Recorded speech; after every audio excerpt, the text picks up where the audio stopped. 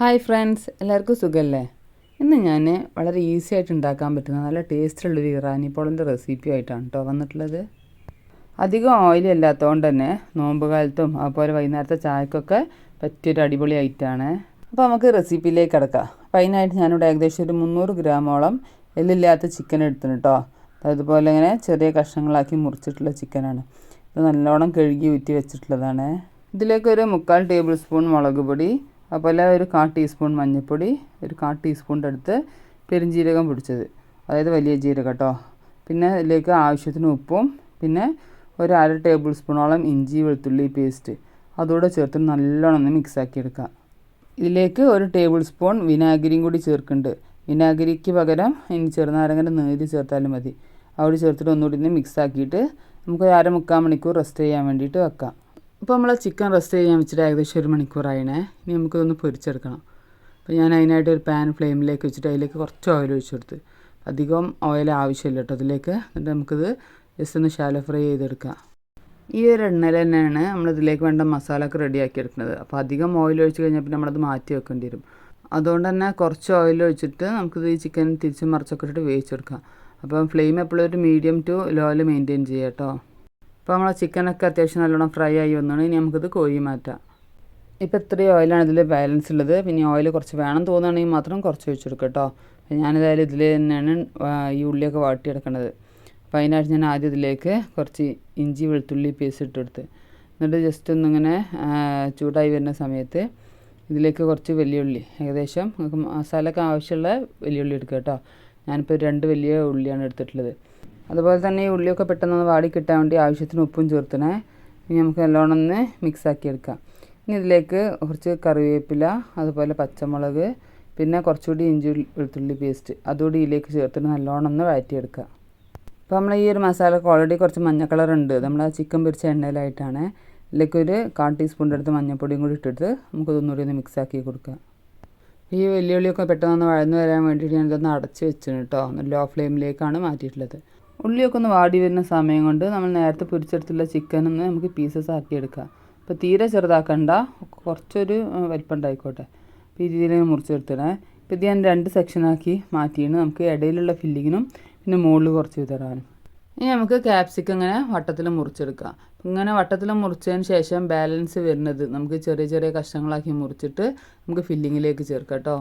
ഇപ്പോൾ ഈ ഉള്ളിയൊക്കെ അത്യാവശ്യം നല്ലോണം വാടി വന്നണേ. ഈ സമയത്ത് ഒന്ന് ഇളക്കി കൊടുത്തതിന് ശേഷം നമുക്ക് ഇതിലേക്ക് പൊടികൾ ചേർക്കാം. ഇപ്പോൾ ലോ ഫ്ലെയിമിലേക്ക് മാറ്റിയതിന് ശേഷം ഇതിലേക്ക് 1 ടീസ്പൂണോളം മുളക് പൊടി, അതുപോലെ തന്നെ ഒരു 1/4 ടീസ്പൂൺ ഗരം മസാലൻ്റെ പൊടി, പിന്നെ ഒരു 1/2 ടീസ്പൂണോളം കുരുമുളക് പൊടി, പിന്നെ ഒരു 1/2 ടീസ്പൂൺ ചിക്കൻ മസാലയും, ഇത്രയും സാധനങ്ങൾ ചേർത്തിട്ട് നല്ലോണം ഒന്ന് ഇളക്കി കൊടുക്കുക. അടുത്തായിട്ട് ഇതിലേക്ക് ചിക്കൻ്റെ പീസസാണ് ഇട്ട് കൊടുക്കാനുള്ളത്. അപ്പോൾ ഞാൻ 2 സെക്ഷനാക്കി മാറ്റി വെച്ചിട്ടുണ്ടായിരുന്നു. കുറച്ച് കൂടുതലുള്ളതും കുറച്ച് കുറവുള്ളതും. ആ കൂടുതലുള്ള ആ ഒരു ചിക്കൻ പീസ് ഇതിലേക്ക് ഇട്ടിട്ട് നല്ലോണം ഒന്ന് മിക്സ് ആക്കിയിട്ട് നമുക്ക് കുറച്ച് സമയം ഒന്ന് അടച്ച് വെച്ചിട്ട് വേവിക്കുക. എന്നിട്ടാന്ന് വെച്ചാൽ ഈ ചിക്കൻ്റെ ആ ഒരു ടേസ്റ്റൊക്കെ ഒരു മസാലയിലേക്ക് ഇറങ്ങാൻ വേണ്ടിയിട്ടാണ്. ലാസ്റ്റായിട്ട് നമുക്ക് ഈ മസാലയിലേക്ക് നമ്മൾ നേരത്തെ ക്യാപ്സിക്കത്തിൻ്റെ ചെറിയ പീസസ് മുറിച്ച് വെച്ചിട്ടുണ്ടായിരുന്നല്ലോ, അത് ഇതിലേക്ക് ഇട്ട് കൊടുക്കുക. അപ്പോൾ നമുക്ക് ക്യാപ്സിക്കം ചിലർക്ക് കടിക്കാൻ ഇഷ്ടമായിരിക്കും പച്ചക്ക്. ആ ഒരു ടേസ്റ്റ് വേണമെന്നുള്ളൊരു ഈ ചിക്കൻ ആഡ് ചെയ്യുന്നതിന് ശേഷം ആഡ് ചെയ്യുക. ഇനി അതെല്ലാം ക്യാപ്സിക്കവും വഴന്നിട്ടാണ് നിങ്ങൾക്ക് ഇഷ്ടം എന്ന് വെച്ചാൽ ചിക്കൻ ആഡ് ചെയ്യുന്നതിൻ്റെ മുന്നേ ആഡ് ചെയ്യുക കേട്ടോ. ഇവിടെ എല്ലാവർക്കും ഇഷ്ടം അങ്ങനെ ആയതുകൊണ്ട് ഞാൻ ലാസ്റ്റ് ഇട്ടിട്ടുള്ളത്. അതുപോലെ തന്നെ അവസാനം കുറച്ച് മല്ലിയില ഇട്ടിട്ട് നമുക്കിതൊന്ന് മിക്സ് ആക്കിയിട്ട് കുറച്ച് സമയം ഒന്ന് ലോ ഫ്ലെയിമിൽ ഇട്ടിട്ടൊന്ന് വേവിച്ചെടുക്കാം. അപ്പോൾ നമ്മളെ ഫില്ലിംഗ് കൊണ്ട് റെഡി ആയിണ്. ഇത് നമുക്ക് മാറ്റി വെക്കാം. അടുത്തായിട്ട് നമുക്ക് ഇതിലേക്ക് വേണ്ട ബാറ്റർ റെഡിയാക്കണം. അപ്പോൾ ഞാൻ അതിനായിട്ട് ഒരു മിക്സിൻ്റെ ജാർ എടുത്തിട്ട് അതിലേക്ക് 2 കോഴിമുട്ട പൊട്ടിച്ച് വെച്ച് കൊടുത്തേ. ഇതിലേക്ക് നമ്മളെ കോഴിമുട്ടയ്ക്കും അതുപോലെ 1 കപ്പ് മൈദയിലേക്കും ആവശ്യമായ ഉപ്പും, അതുപോലെ 1 കപ്പ് മൈദ, പിന്നെ 1 ടീസ്പൂണോളം കുരുമുളക് പൊടി, പിന്നെ ഒരു 3/4 കപ്പിൻ്റെ അടുത്ത് സൺഫ്ലവർ ഓയിൽ അതുകൂടെ ചേർത്തിട്ട് നമുക്ക് നല്ലോണം ഒന്ന് അടിച്ചെടുക്കാം. അപ്പോൾ അടുത്ത സമയത്ത് ഇത് അതുപോലെ ഇങ്ങനെ തിക്കായിട്ടാണ് ഉണ്ടാവുക. അപ്പോൾ ഇനി ഇതിലേക്ക് ഞാൻ 1 കപ്പ് പാൽ ഒഴിച്ച് കൊടുക്കുന്നുണ്ട്. ടോട്ടൽ ഇതിലേക്ക് 1.25 കപ്പ് പാലാണ് വേണ്ടത്. അപ്പോൾ ആദ്യം 1 കപ്പ് പാൽ ഒഴിച്ചതിന് ശേഷം ഒന്ന് അടിച്ച്, അപ്പോൾ അതുപോലെ ഇങ്ങനെ തിക്കായിട്ടുള്ള ബാറ്ററാണ് കിട്ടിയത്. അപ്പോൾ ഒന്നുകൂടെ ഒന്ന് ലൂസാകാൻ വേണ്ടിയിട്ട് 1/4 കപ്പ് പാലോട് ഒഴിച്ചിട്ട് വീണ്ടും ഒന്നുകൂടെ ഒന്ന് അടിച്ചെടുത്തണേ. ഈ ഒരു തിക്നെസ്സാണ് നമ്മളെ ബാറ്ററിന് വേണ്ടത്. അപ്പോൾ ഇനി നമുക്ക് അടുത്തായിട്ട് നമുക്കിത് ബേക്ക് ചെയ്യാൻ വേണ്ടിയിട്ട് വെക്കണം. അപ്പോൾ അതിനായിട്ട് ഞാനൊരു പഴയ തട്ട് ഇതുപോലെ ഫ്ലെയിമിലേക്ക് വെച്ചെടുത്തിട്ട് അതിൻ്റെ മുകളിലേക്ക് ഇതുപോലെ ഒരു കേക്ക് പാന് വെച്ചെടുത്തിട്ടുണ്ട് കേട്ടോ. ഇനി ഇതിലേക്ക് നമുക്ക് കുറച്ച് ഓയിൽ ഒഴിച്ചതിന് ശേഷം എല്ലായിടത്തും സ്പ്രെഡ് ചെയ്ത് കൊടുക്കുക. എന്നിട്ട് നമ്മളെ ബാറ്ററിന് പകുതി ഇതിലേക്ക് ഒഴിച്ച് കൊടുക്കുക. എന്നിട്ട് ലോ ഫ്ലെയിമിലിട്ടിട്ട് ഒരു 5 മിനിറ്റ് ഒന്ന് അടച്ചിട്ട് നമുക്കിതൊന്ന് വേവിച്ചെടുക്കണം. അതായത് നമ്മളിതിലേക്ക് ഇപ്പോൾ തന്നെ ഫില്ലിങ് ഇട്ട് കഴിഞ്ഞാൽ ഫില്ലിങ്ങൊക്കെ താഴ്ന്നു പോകും. അപ്പോൾ അതൊന്ന് ജസ്റ്റ് ഒന്ന് സെറ്റ് ആകാൻ വേണ്ടിയിട്ട് വെക്കാം. എന്നിട്ട് നമുക്ക് ഇതിൻ്റെ മുകളിലേക്ക് ഫില്ലിങ് അത്യാവശ്യം നല്ലോണം സ്പ്രെഡ് ചെയ്ത് കൊടുക്കാം. അപ്പോൾ സ്പ്രെഡ് ചെയ്ത് കൊടുക്കുന്ന സമയത്ത് സൈഡിലൊക്കെ ഒന്നും ആവാതെ ശ്രദ്ധിക്കുക. അതായത് ആ സൈഡിലൊക്കെ കാണുന്ന സമയത്ത് ബാറ്ററി പിന്നെ ശരിക്കും അങ്ങോട്ടേക്ക് ഇറങ്ങില്ല, മുകളിൽ ഒഴിക്കുന്ന ബാറ്ററി. അതിനെക്കൊണ്ട് സൈഡിലധികം ആവാത്ത രീതിയിൽ ഫില്ലിങ് സ്പ്രെഡ് ചെയ്ത് കൊടുത്തതിന് ശേഷം നമുക്ക് ഇതിൻ്റെ മുകളിലേക്ക് വീണ്ടും ബാക്കിയുള്ള ബാറ്ററി ഒഴിച്ചു കൊടുക്കാം. പിന്നെ ബാറ്ററി ഒഴിക്കുന്ന സമയത്ത് എല്ലാ ഭാഗത്തേക്കും സ്പ്രെഡ് ചെയ്യുന്ന രീതിയിൽ ഒഴിച്ചെടുക്കുക കേട്ടോ. എവിടെയെങ്കിലും ഗ്യാപ്പൊക്കെ ഉണ്ടെങ്കിൽ അതൊക്കെ ഒന്ന് ഫില്ല് ചെയ്യുന്ന രീതിയിൽ ഒഴിച്ചെടുത്ത് ഇനി ഇതിൻ്റെ മുകളിലേക്ക് നമ്മൾ നേരത്തെ മുറിച്ച് വെച്ചിട്ടുണ്ടായിരുന്ന ക്യാപ്സിക്കവും അതുപോലെ തന്നെ ചിക്കൻ പീസസ് അതും എല്ലാ ഭാഗത്തും സ്പ്രെഡ് ചെയ്ത് കൊടുക്കുക. അതുപോലെ തന്നെ കുറച്ച് മല്ലിയില ഇട്ട് കൊടുക്കുക. എന്നിട്ട് നമുക്കിത് അടച്ചിട്ട് വേവിച്ചെടുക്കാം. ലോ ഫ്ലെയിമിൽ തന്നെയാണ് കേട്ടോ വേവിച്ചെടുക്കുന്നത്. അപ്പോൾ ഏകദേശം ഒരു 10-15 മിനിറ്റ് ആയപ്പോൾ ഞാനതൊന്ന് തുറന്ന് നോക്കിയപ്പം മോൾ ഭാഗം ഏകദേശം ഒന്ന് സെറ്റായി വന്നാണ്.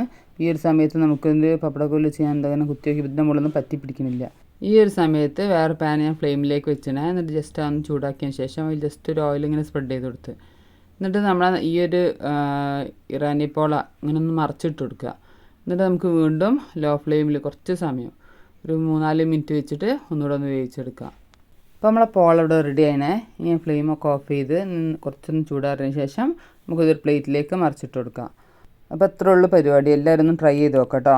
അപ്പോൾ ചെറിയൊരു ചൂടിൽ കഴിക്കുന്നതാണ് ഇതിന് ടേസ്റ്റ്. അപ്പോൾ നല്ലോണം ചൂടാറാൻ വേണ്ടിയിട്ട് വെയിറ്റ് ചെയ്യേണ്ട, ചെറുതായിട്ടൊന്ന് ചൂടാറിയതിന് ശേഷം കട്ട് ചെയ്യുക. അപ്പോൾ എല്ലാവരും ഒന്ന് ട്രൈ ചെയ്ത് നോക്കുക കേട്ടോ. നോമ്പിനും അതുപോലെ തന്നെ വൈകുന്നേരത്തെ ചായക്കൊക്കെ പറ്റിയ നല്ലൊരു അടിപൊളി റെസിപ്പിയാണ്. എല്ലാവരും ഒന്ന് ട്രൈ ചെയ്ത് നോക്കുമെന്ന് വിചാരിക്കണേ. ട്രൈ ചെയ്ത് നോക്കിയിട്ട് മറക്കാതെ ഫീഡ്ബാക്ക് അറിയിക്കണേ.